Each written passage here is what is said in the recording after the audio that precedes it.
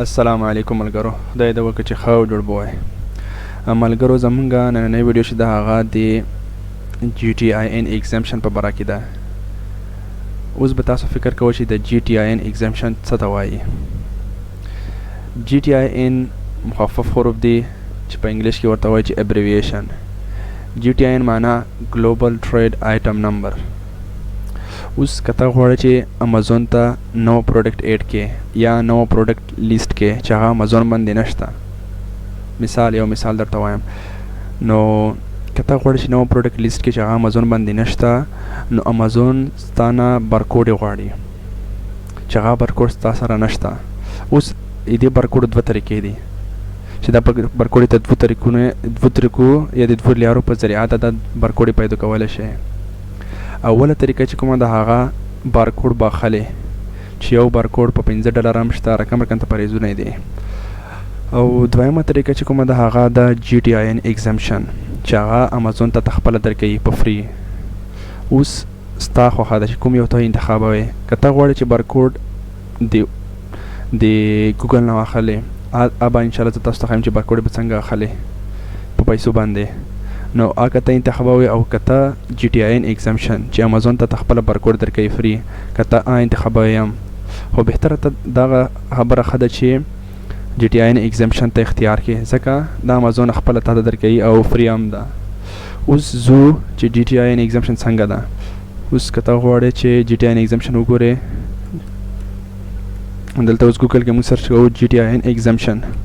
دا وګوره جی ټي آی ان، دلته ګلوبل ټریډ آیټم نمبر، نو جی ټي آی ان دته وایي.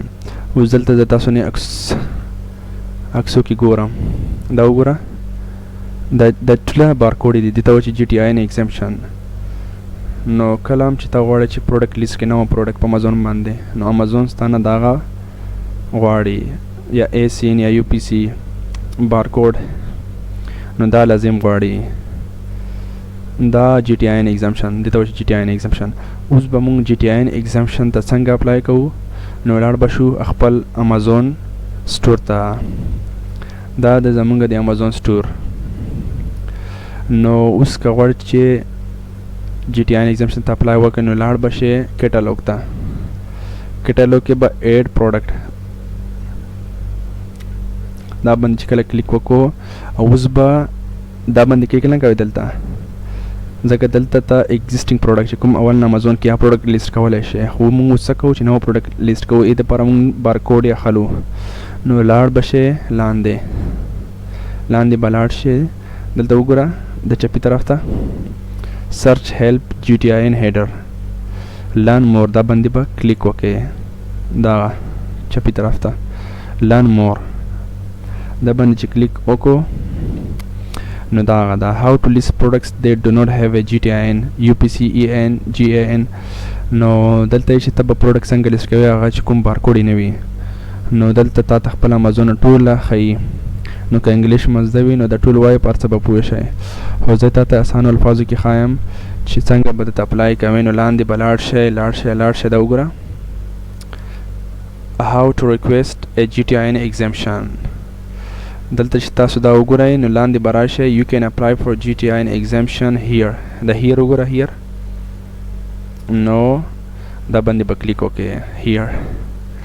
نو دا هغه شو. دلته به اوس ته خپله کټګري سلیکټ کړئ، انتخاب به کړئ چې کومه کټګري کې ته غواړې. مثال زه غواړم چې په بیوټي کټګري سلیکټ کم یا انتخاب کم. دلته به زه جنریک انتخاب کم. نو بس چیک فور ایلیجیبیلیټي، نو بس دغه دومره ده. بس دلته اوس وګوره apply for GTIN exemption approved, you already have approval to list products. دلته موږ ډایرکټ اپروول راکو. دلته به زه ایډ پروډکټ وایم، خپل پروډکټ به زه لیست کم، هر څه به ورکم. دلته به زه اوس خپل پروډکټ لیست کم. نو دې باندې به انشاءالله زه تاسو ته ویډیو جوړوم چې دینه بعد به موږ څه کوو. خو جی ټي آی ان ته چې اپلای کوئ، کوم ملګري چې اول نه په پوهېږي چې جی ټي آی ان څه ته وایي، نو بیا هم که شک لري دا ویډیو وګورئ، نو انشاءالله په هر څه به پوه شئ. نو بس دغه دومره ویډیو وه.